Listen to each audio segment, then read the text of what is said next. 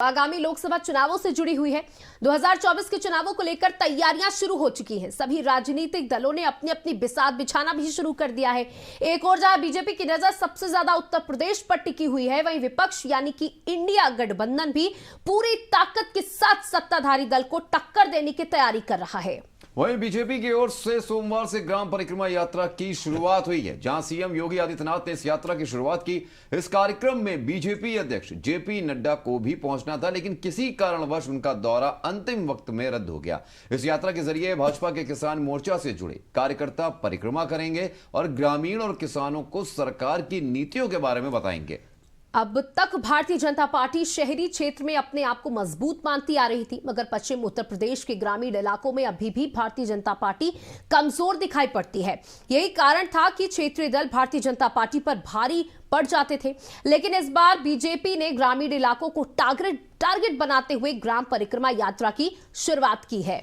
दरअसल मुजफ्फरनगर को चुनावी शंखनाद करने के लिए बीजेपी ने ऐसे ही नहीं चुना। इस कारण से 2013 से इसका कारण जुड़ा हुआ है, जहां पर मुजफ्फरनगर की धरती 2013 दंगों के बाद से बीजेपी के लिए सियासी तौर से काफी उपजाऊ साबित होती रही है। 2014 लोकसभा का चुनाव हो या 2017 का विधानसभा चुनाव, इन चुनावों में सौम्या मुजफ्फरनगर में बीजेपी का परचम ही लहराया है और पश्चिम उत्तर प्रदेश में जीत का माहौल भी यहीं से बना था। बिल्कुल, 2019 की अगर हम बात करें तो 2019 लोकसभा चुनाव में भी यह सिलसिला जारी रहा था। हालांकि 2022 विधानसभा चुनावों में बीजेपी जिले की 6 में से 4 विधानसभा सीटें हार गई थी। बावजूद पश्चिमी उत्तर प्रदेश में उसका रुतबा कायम रहा। इसलिए बीजेपी मुजफ्फरनगर से ही अपने चुनाव अभियानों की शुरुआत करने को मुफीद मानती आ रही है।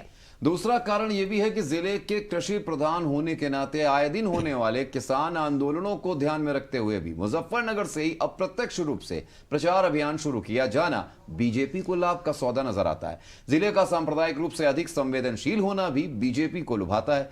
यही कारण है कि जिले की धरती से ही बीजेपी लोकसभा चुनाव प्रचार का शंखनाद कर रही है। बिल्कुल, हमने पिछले चुनावों में प्रधानमंत्री नरेंद्र मोदी को भी यहां पर देखा, जहां उन्होंने मुजफ्फरनगर दंगों की भी याद दिलाते हुए जनता को अपनी तरफ खींचने की कोशिश की। उन्होंने कहा कि हम जब से आपकी सेवा में आए हैं तब से मुजफ्फरनगर सुरक्षित है। और जैसे कि आपने बताया कि किसान आंदोलन को लेकर के कि मुजफ्फरनगर उस कॉन्टेक्स्ट से भी बहुत मजबूत माना जाता है, इसलिए इस तरीके के जो कार्यक्रम है उनकी शुरुआत मुजफ्फरनगर को ही चुना गया है, वहां से करने की चुना गया है मुजफ्फरनगर को।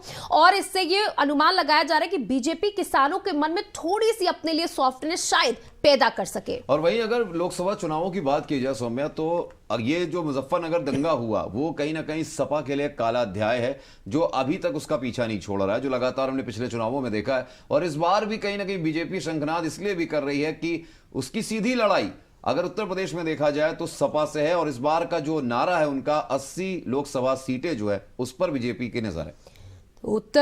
उत्तर पूर्व पश्चिम चारों दिशाओं में जो है बीजेपी अपना काम कर रही है। जिस तरीके से माना जाता है कि भारतीय जनता पार्टी जो है वो ग्रामीण क्षेत्रों तक नहीं पहुंच पाती, उसकी नीतियां उन तक सही तरीके से नहीं पहुंच पाती, या बीजेपी कहीं ना कहीं ग्रामीण क्षेत्रों को नजरअंदाज करती थी, जिसकी वजह से उसका खामियाजा भी उसे भुगतना पड़ा।